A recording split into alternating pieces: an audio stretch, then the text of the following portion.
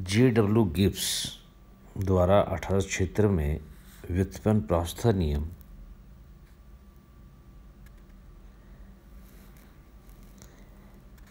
प्रत्येक विश्वामी साम्य के अध्ययन के लिए उपयोगी है।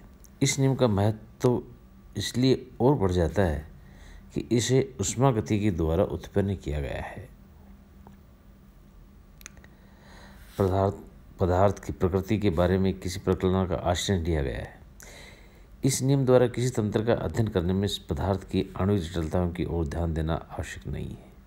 यह नियम भौतिक और रासायनिक दोनों प्रकार के विश्वांगी साम्य के लिए उपयोगी। तो आइए पढ़ते हैं प्रावस्था साम्य। प्रावस्था नियम फेज रूल। प्रावस्था नियम का गणितीय रूप निम्न प्रकार से हम लिख सकते हैं।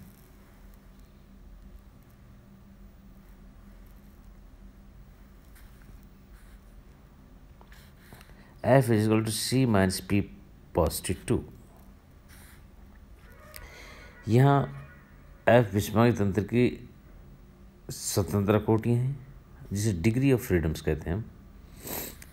P प्रावस्था की संख्या है, C नंबर ऑफ कंपोनेंट्स है।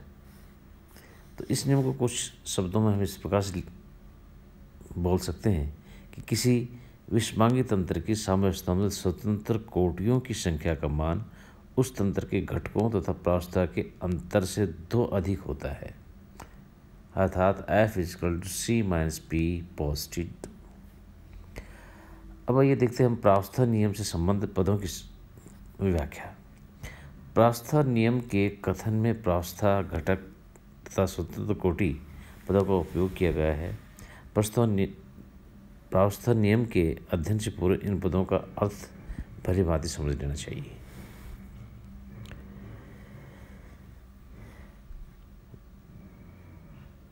विषमांगी तंत्र के 2 विभाग जो भौतिक रूप से सुस्पष्ट हों, यांत्रिक विधियों द्वारा उनको अलग किया जा सके,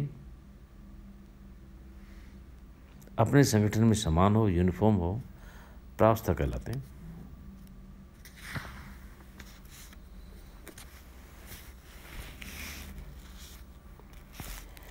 फॉर एग्जाम्पल, एक बिखर में रखे कार्बन टेट्राक्लोराइड जल से बने विषमांगी तंत्र में 2 प्रावस्थाएं हैं, क्योंकि दोनों ही द्रव भौतिक रूप से स्पष्ट हैं और यांत्रिक विधि द्वारा हम इन्हें अलग कर सकते हैं।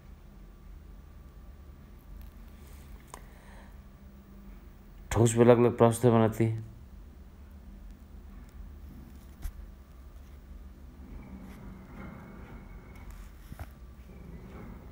कैल्शियम कार्बोनेट के तापीय अपघटन के रसायन देखिए तो कैल्शियम कार्बोनेट सॉलिड और इक्विलिब्रियम में है कैल्शियम ऑक्साइड सॉलिड और कार्बन डाइऑक्साइड गैस।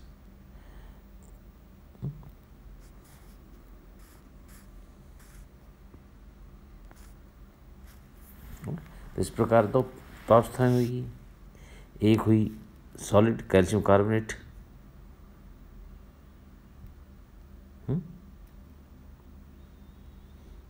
देखने पर तो, लेकिन एक्चुअली हैं इसमें 3, एक कैल्शियम कार्बोनेट की, एक कैल्शियम ऑक्साइड की, एक कार्बन डाइऑक्साइड गैस की। तो ये था इसके बारे में। अब आज देखिए हम कंपोनेंट देखते हैं। किसी विषमांगी तंत्र की साम्यावस्था पर घटकों की संख्या स्वतंत्र रूप से परिवर्ती अवयवों की न्यूनतम संख्या है, जिसकी सहायता से प्रत्येक प्रावस्था के संगठन को रासायनिक समीकरण के रूप में व्यक्त किया जा सके। अर्थात घटक को स्पष्ट रूप समझने के लिए हमें कुछ उदाहरण देखने पड़ेंगे। जैसे उदाहरणतः बर्फ जल वाष्प तंत्र। तो ice is in equilibrium with water और water is in equilibrium with steam.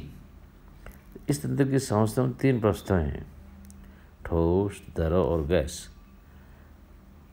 प्रत्येक प्रावस्था का संगठन वाटर द्वारा रासायनिक समीकरण रूप में व्यक्त किया जा सकता है।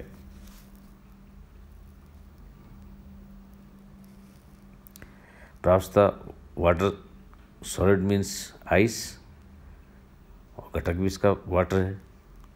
लिक्विड वाटर घटक भी वाटर और गैस वाटर गैस स्टीम घटक भी वाटर। तो इस प्रकार जल तंत्र एक घटक तंत्र है।